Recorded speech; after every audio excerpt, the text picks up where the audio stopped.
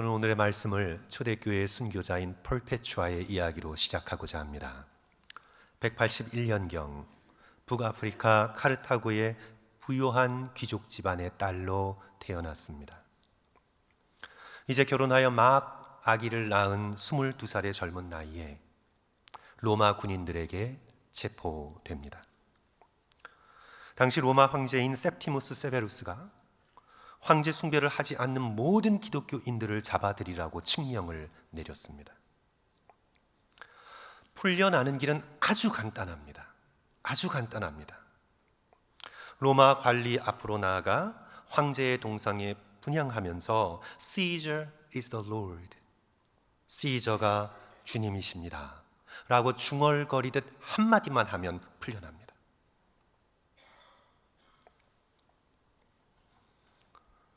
아버지가 딸 펄페추아에게 간청합니다.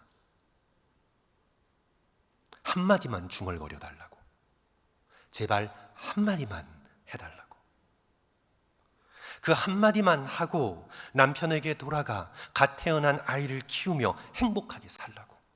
무릎 꿇고 딸에게 아비의 마지막 소원이니 한마디만 해달라고 간청합니다. 그럴 때마다 펄페추아의 대답은 한결같습니다. I am Christian. I am Christian. I am Christian. 나는 그리스도인입니다. 달리 무엇이 될 수 없습니다. 나는 그리스도인입니다. 처형되기 전날 밤 꿈을 꿉니다. 하늘로 이어진 높은 사다리를 꿈속에서 환상 가운데 보게 됩니다. 아래에는 그 사다리를 올라가지 못하도록 거대한 용이 지키고 있습니다. 온갖 방해를 뚫고 펄페추아는 꿈속에서 사다리를 올라갑니다. 그리고 그 사다리의 꼭대기에서 이루 말로 형용할 수 없는 아름답고도 거대한 정원을 보게 됩니다. 그리고 그 정원 한가운데에 회색 머리를 한 큰 키의 목자 같은 이가 서 있는 것을 목격합니다. 그분 주위에 흰옷을 입은 수많은 무리들이 모여 있습니다. 그 목자 같은 이가 펄페추아에게 오라고 말씀합니다. 그녀의 입에 치즈 한 조각을 넣어주시며 말씀합니다. 잘 왔다 내 딸아. 그 치즈 한 조각을 받아 먹는데 입에서 너무 달콤해서 사르르 녹습니다. 그리고는 이제 잠에서 깨어납니다. 깨닫지요. 자신이 오늘 죽을 것임을 깨닫습니다.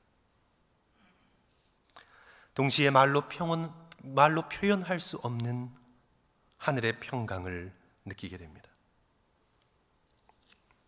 펄페추아와 동료 그리스도인들의 순교 장면을 기록한 3세기의 문서인 순교자 행적은 이렇게 적고 있습니다. 그들은 마치 천국으로 가는 자처럼 기쁨과 평안이 가득한 얼굴로 감옥에서 나와 원형 경기장으로 향했다. 그들은 두려움이 아닌 기쁨으로 떨고 있었다. 펄페추아는 빛나는 얼굴로 무리와 함께 걸어 나갔다. 걸으면서 그녀는 시편으로 노래했다. 자신의 차례가 되었다. 어린 검투사의 칼에 찔렸지만 아직 숨이 끊어지지 않았다. 벌벌 떨고 있는 검투사의 칼을 움켜쥐고 자신의 목에 평온하게 갖다 대었다. 사랑하는 성도 여러분, 이 죽음 앞에서 어쩌면 이렇게 기쁘고 평온하고 당당할 수가 있을까요? 어떻게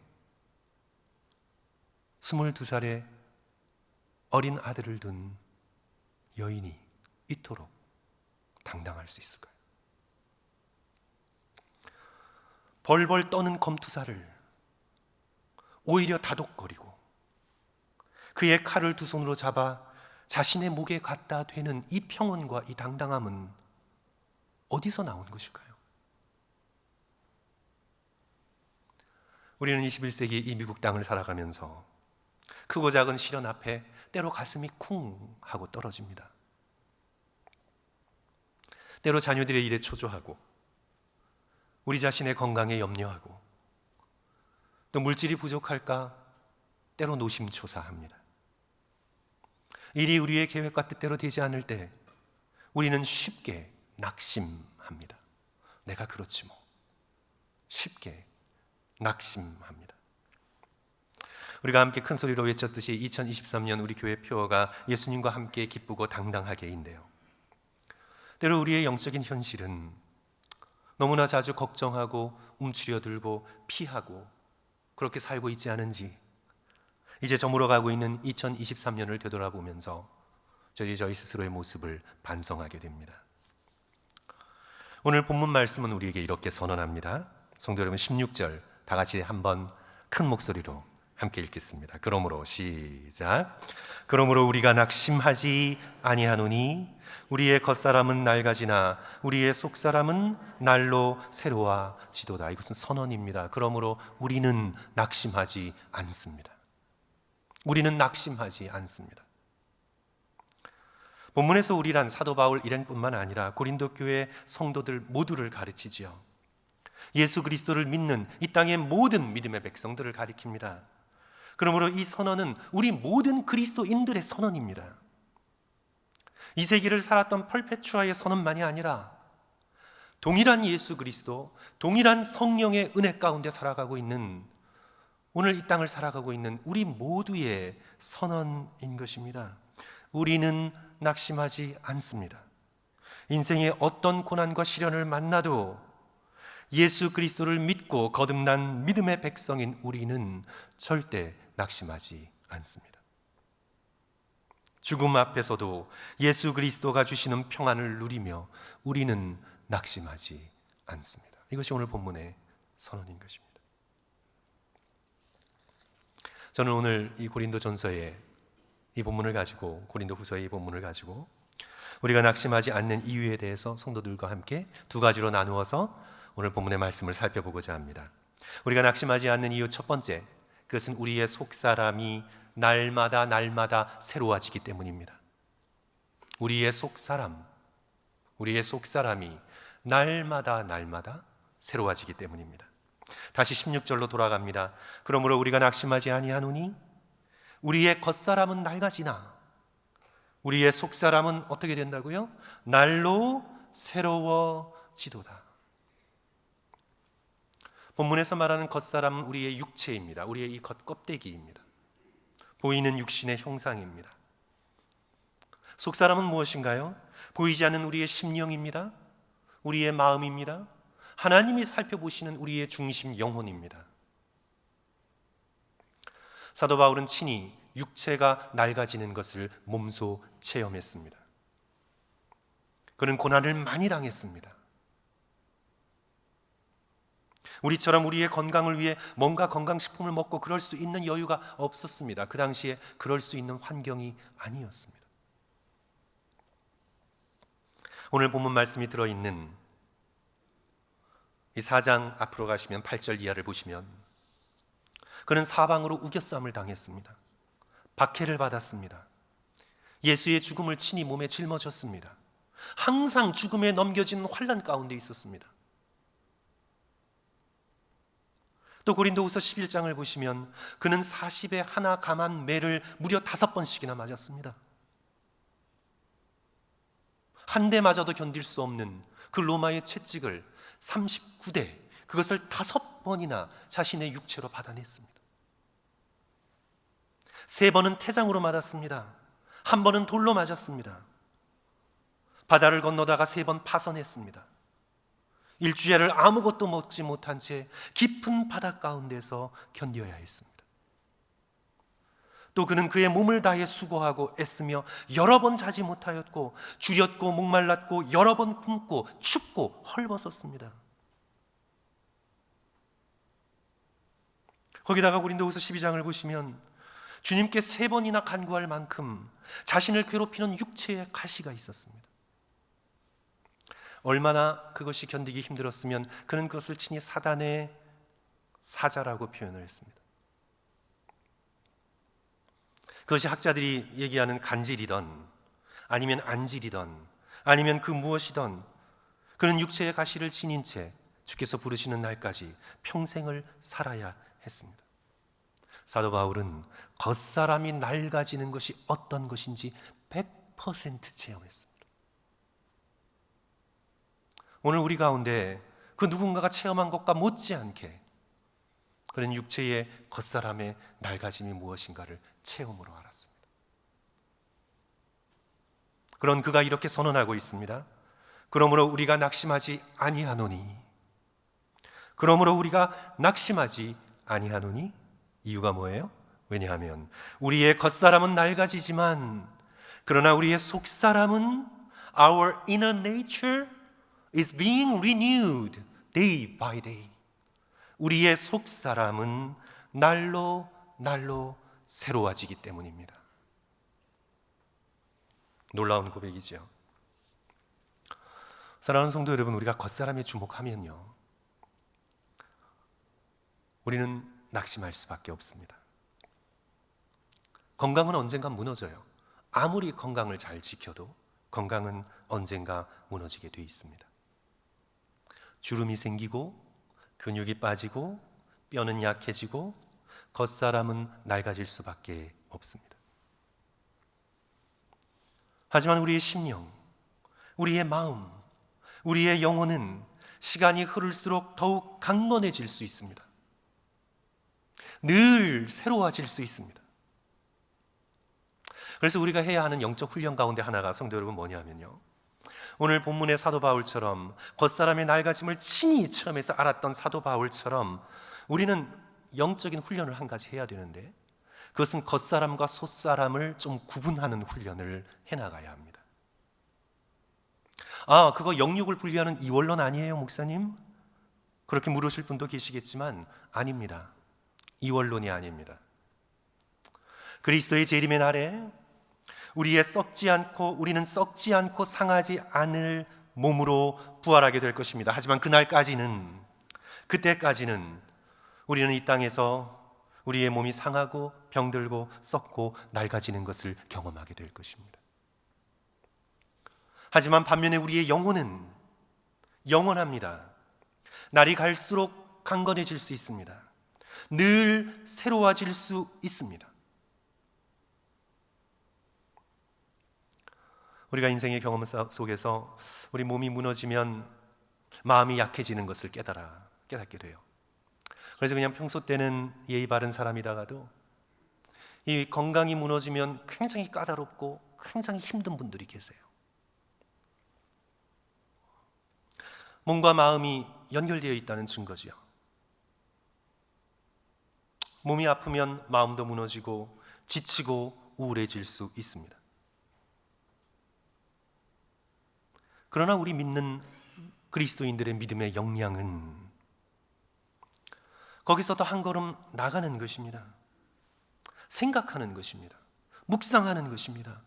예수 그리스도께서 주신 약속을 붙드는 것입니다. 오늘 사도 바울처럼 더 생각해 보는 것입니다. 아, 내 겉사람이 이렇게 낡아지니 이제 나는 끝났구나. 그건 그렇게 생각하지 않습니다. 한 걸음 더 나아가 그리스도인의 믿음의 역량은 내 겉사람은 지금 이렇게 낡아지지만 그가 주목하는 것은 어디입니까? 자신의 겉사람이 아니라 내 속사람은 날로 날로 새로워가는구나. 우리는 사도 바울처럼 우리의 겉사람과 속사람을 때로 구분해서 생각해야 합니다. 몸에 우리의 마음이 질질 끌려가지 않도록, 육신의 영혼이 지배당하지 않도록 우리는 겉사람과 속사람, 몸과 영혼을 때로는 분리해서 생각하는 훈련을 해나가야 합니다.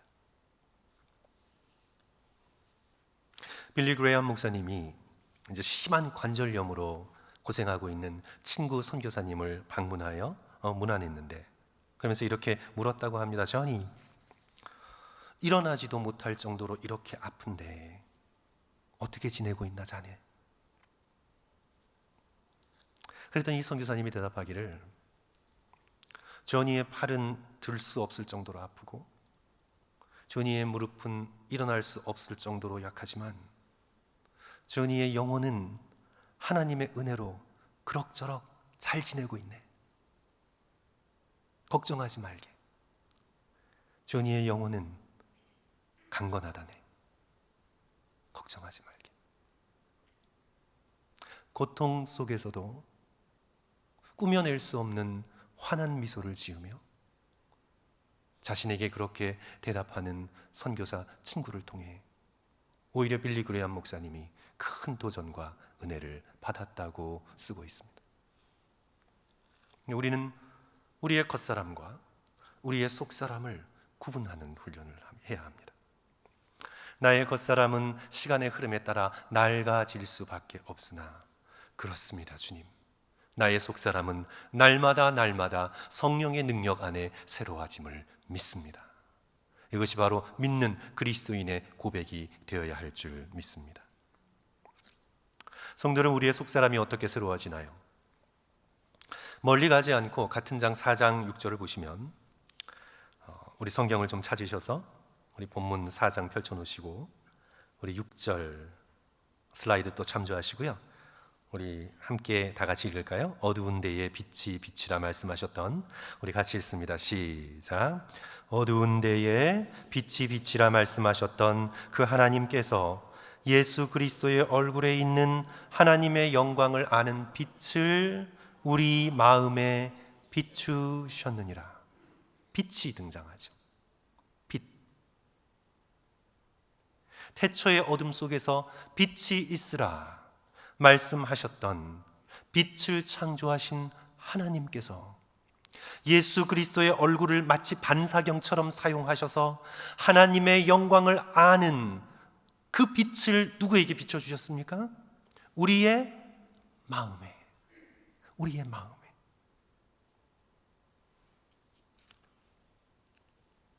그래서 그 빛을 우리의 마음으로 받는 자, 기꺼운 마음으로 예수 그리스도의 얼굴에서 뿜어져 나오는 빛을 우리의 마음에 받고 간직하는 자의 속 사람은 날마다 새로워지는 것을 경험하게 됩니다. 여기에서 우리가 적용할 수 있는 영적인 훈련은요, 성도 여러분, 하루에 한 번씩 꼭 밝은 곳을 찾아가셔서 공원도 괜찮고 다 좋지만 그래도 주로 집 안에서 햇볕이 드는 그런 장소가 훨씬 더 편하겠죠. 집안이 제일 편하겠습니다. 그곳에 꼭 의자를 놓고 앉으셔서 한 5분 정도 그 빛을 향해 눈을 감은 채 예수 그리스도의 얼굴을 생각하며 기도하고 묵상하십시오. 몸에 햇빛을 쬐어주는 것도 좋지만 바이타민 D가 생성이 되니까 좋긴 좋지만, 그러나 정말 더 좋은 것은 우리의 심령입니다. 그렇게 5분 동안 빛 가운데 머물면서요, 매일매일 훈련하십시오. 주님, 저의 어두운 마음에 주님의 얼굴에서 나오는 빛을 비춰주셔서 저의 속사람을 밝게 하여 주시옵소서. 저의 모든 걱정과 염려를 빛 앞에서 습기가 사라져버리듯 없애주셔서 저의 속사람이 우리 교회의 표처럼 예수님과 함께 기쁘고 당당하게 오늘 맡겨주신 하루를 살도록 주여 제 마음에 빛을 비춰주소서. 성도 여러분, 이렇게 5분을 투자하는 것과 유튜브와 넷플릭스에 5분을 투자하는 것과 어느 게 더 좋으실 것 같으세요? 그렇죠? 당연히 5분의 시간을 따로 떼어내요. 매일매일 빛 대신 주님 앞에 나아가 내 속사람을 새롭게 해달라고, 빛을 달라고 우리가 주님 앞에 나와 간구해야 되지 않겠습니까? 그러면 우리의 겉사람은 낡아지지만 속사람이 날마다 새롭게 되는 놀라운 은혜를 받아 누리시기를 성도 여러분 주님의 이름으로 간절히 축원합니다. 둘째로, 오늘 우리가 낙심하지 않는 두 번째 이유는, 오늘 말씀에서 우리가 늘 생각하고 또 배우고 익히는 표현이지만 오늘 다시 새롭게 오늘 이 본문 말씀에서 우리에게 가르쳐 주시는, 우리가 낙심하지 않아야 될 이유는요, 고난이 그것이 어떤 고난이든 고난이 무엇을 이룹니까? 글로리, 영광을 이루기 때문입니다. 고난이 영광을 이루어주기 때문입니다. 고난을 피하는 이 시대 한가운데에서 믿기 어려운 말씀이지만 그냥 좋은 소리겠지, 그 정도의 소리도 들을지 모르지만 성경의 진리는요, 고난이 우리가 받을 영광을 이루어주는 도구가 된다고 선언합니다. 17절 말씀입니다. 우리 다시 한번 성도 여러분 다 같이 한 목소리로 읽겠습니다. 우리가 잠시 받는 환난에, 같이 읽습니다. 17절 시작. 우리가 잠시 받는 환난에 경한 것이 지극히 크고 영원한 영광에 중한 것을 우리에게 이루려 함이니. 대조법이죠. 17절의 말씀은 대조하고 있습니다. 한쪽에는 환난을 놓고, 우리가 이 세상 가운데 당하게 되는 환난을 놓고, 그리고 다른 쪽에는 이제 하나님께서 예수 그리스도 안에서 우리에게 약속한 영광을 놓고 서로를 대조하고 비교하고 달아보고 있습니다. 환난이 아무리 긴 것 같지만 영원의 관점에서 보면 찰나에 불과합니다. 잠시입니다. 세상에서 받는 고난은 지나갑니다.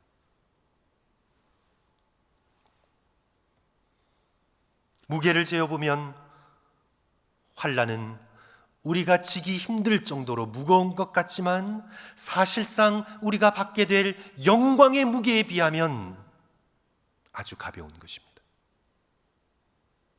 잠시 받는 환난의 가벼움, 잠시 받는 환난의 경한 것,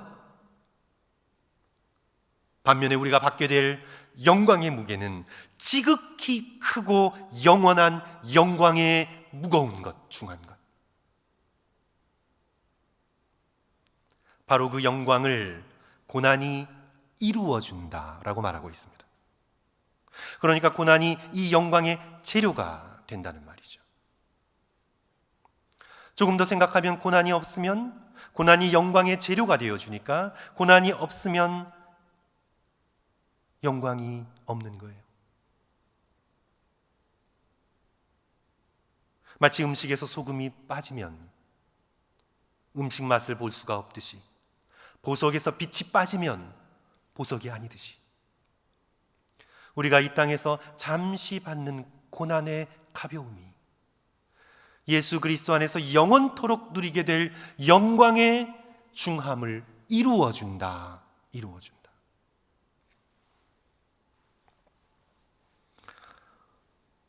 앞에서 살펴본 것처럼 사도 바울은 우리가 이 땅에서 겪는 고난을 우습게 여기는 게 아닙니다. 그래서 그건 가벼운 것이다 이렇게 말하고 있는 게 아니에요.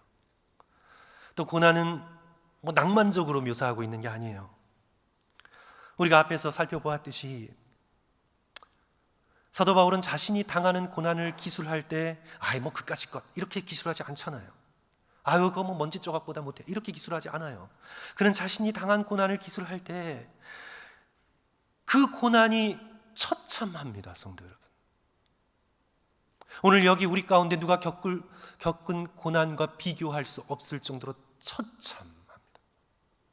사도 바울의 서신서에 면면이 배어 있는 그가 당한 고난은요, 처참합니다. 고린도후서 1장 8절 보시면 그가 아시아에서 당한 고난을 어떻게 묘사하고 있습니까? 힘에 겹도록 심한 고난을 받아 살 소망까지 끊어지고. 그는 결코 우리 인간이 이 땅 속에서 당할 고난을 우습게 여기지 않습니다. 그까짓 거? 이렇게 얘기하지 않아요.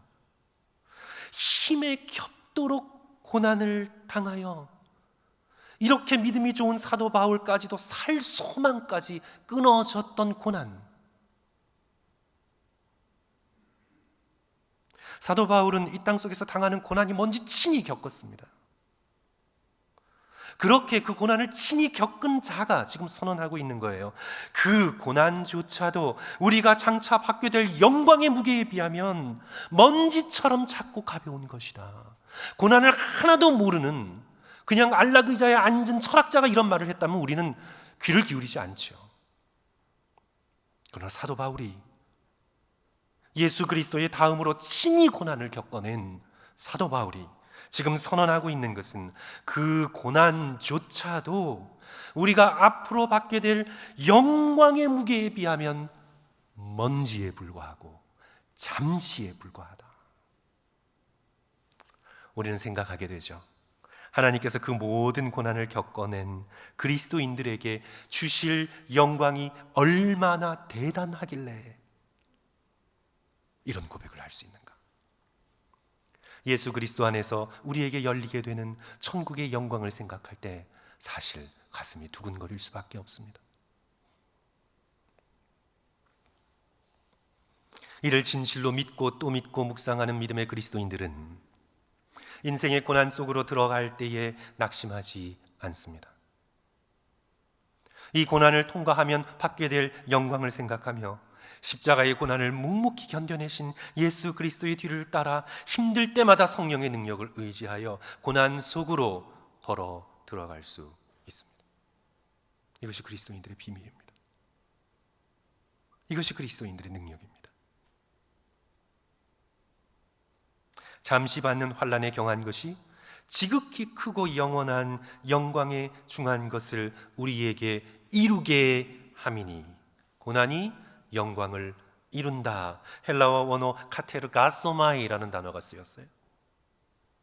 번역하면 이 이룬다라고 번역했지만 좀 더 문자적으로 번역하면 만들어내다, 준비시키다, 영어로는 work out 이것이 훨씬 더 직접적인 번역입니다. 마치 근육을 준비시키기 위해서, 근육을 키우기 위해서 work out 하듯이 더 귀한 목적을 위해서 지금 당하는 이 고난이 준비시킨다는 거예요. work out. 그러니까 우리가 운동의 비유를 들자면 고난은 앞으로 우리가 감당하게 될, 우리가 받게 될 어마어마한 영광의 무게를 감당해낼 수 있는 영혼의 근육을 키우는 도구이다. 그렇게 말하고 있는 거예요.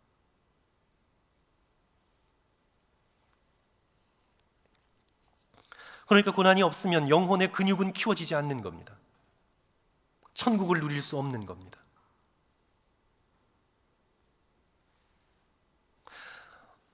제가 자주 듣고 있는 팀 켈러 목사님의 설교에서 들은 비유인데요. 성도 여러분, 우리 한번 생각해 보면 답은 너무나 분명해서 생각할 필요조차 없는데, 성도 여러분, 아침에 일어나서 헬스장 가시기가 쉬워요? 아니면 침대에서 좀 더 뒹굴거리기가 쉬우세요? 뭐가 더 쉬우세요? 헬스장 가는 게 더 쉬워요. 이런 분은 그냥 설교 안 듣고 나가셔도 될 것 같아요. 어느 게 더 쉬워요, 성도 여러분? 당연히 침대에서 5분만, 10분만, 1시간 이게 더 쉽죠. 근데 성도 여러분, 침대에 오래 누워 있으면 어떻게 되는지 아시죠? 편하다고 침대에 오래 누워 있으면 어떻게 되나요?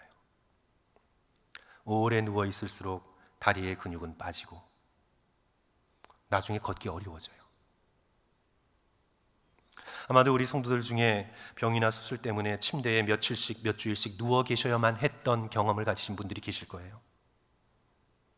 그래서 이제 병을 이겨내고 오랜만에 침상에서 일어나서 두 발로 걸으려면 어떻게 됩니까? 어지럽고 휘청거립니다. 다리의 근육이 다 빠져서 제대로 걷기가 어렵습니다. 반면에 헬스장에서 운동할 때 처음에는 죽을 것 같아요. 막 싫어요. 무거운 거 들어야 하고, 걷기 싫은데 걸어야 하고. 하지만 그 죽을 것 같이 싫은 그 순간이 어떻게 해요? 근육을 만들어 가는 거죠. 근육을 만들어 가는 거예요. 사랑하는 성도 여러분, 우리의 삶이 모든 게 편하잖아요. 그래서 우리가 우리의 자녀들에게 그저 편한 환경만 심어주는 것을 교육의 목표로 삼잖아요. 성도 여러분, 그러면 교육이 되지 않아요. 절대 교육이 되지 않습니다. 우리의 인생이 너무 편하잖아요. 그래서 편한 것만을 목표로 인생을 살아간 사람은요, 침대에 누워있는 것과 같아요. 누워서 한 30분, 1시간, 8시간 이렇게 너무 좋다 이럴지 모르지만 그것이 길어지면요, 영적으로 영혼의 근육이 다 빠져요. 하지만 이 땅에서 내게 인생이 허락하는, 하나님께서 허락하는 고난을 믿음으로 겪어 나가면 그 고난 가운데서 평소에는 찾지 못했던 하나님을 향한 간절한 부르짖음이 나오고 주님을 붙들고 간절히 기도하게 되고 말씀을 읽으며 주의 약속을 붙들게 되고 이 세상이 가져다 주지 못하는 영원한 약속을, 십자가의 복음을 의지하여 붙들게 되면서 고난을 통과해 가면서 우리의 영적인 근육이 만들어지고 성장하게 됩니다. 진정 아름다운 사람은 고난을 겪어낸 사람입니다. 개혁자 마틴 루터가 고백했습니다.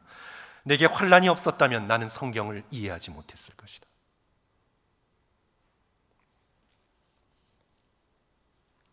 이 땅에 우리의 짧은 지혜로는 이해할 수 없는 인생의 고난도 결국 우리를 사랑하시는 하나님의 계획을 어그러뜨릴 수 없고, 믿음으로 고난을 통과할 때 더 크고 영원한 영광으로 이어짐을 의심하지 않으며 낙심하지 않는 저와 성도들 되시기를 주님의 이름으로 간절히 축원합니다. 앞서 예를 든 순교자 21살의 풀페추아는 천국을 주목했습니다. 하나님이 주신 환상 가운데, 평소에도 그랬겠죠. 예수 그리스도를 경험했고 천국을 경험했을 것입니다. 그러나 처형이 있는 그날 전날, 풀페추아는 사다리 꼭대기에서 이루 말할 수 없는, 형용할 수 없는 아름다운 정원을 보았습니다.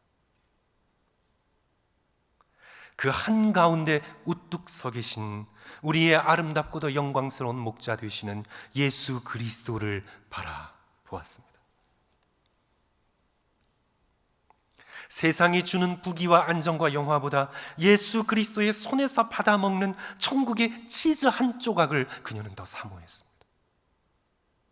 Welcome, my daughter. 육신의 눈으로 보이는 것은 비참한 고통뿐이지만 그 영혼은 보이지 않는 하나님의 아름답고도 영원한 나라를 주목할 수 있었습니다. 성도 여러분, 저와 여러분은 무엇을 주목하며 살아가고 있습니까? 본문 18절, 우리가 주목하는 것은 보이는 것이 아니요 보이지 않는 것이니 보이는 것은 잠깐이요 보이지 않는 것은 영원함이니라. 보이지 않는 하나님 나라를 주목하는 자는 낙심하지 않습니다. 고난의 무게가 커 보여 잠깐 낙심하다가도 다시 힘을 내어 믿음을 회복합니다. 그리고 겉사람은 낡아지나 나의 속사람이 늘 새로워지는 것을 날마다 경험합니다. 고난 속에서 나의 영혼의 근육이 단단해지는 것을 느끼며 오히려 즐거워하고 기뻐합니다. 다시 한번 우리 모두 어떤 상황 속에서도 낙심하지 않는 저와 성도들 되시기를 주님의 이름으로 간절히 축원합니다. 기도하겠습니다.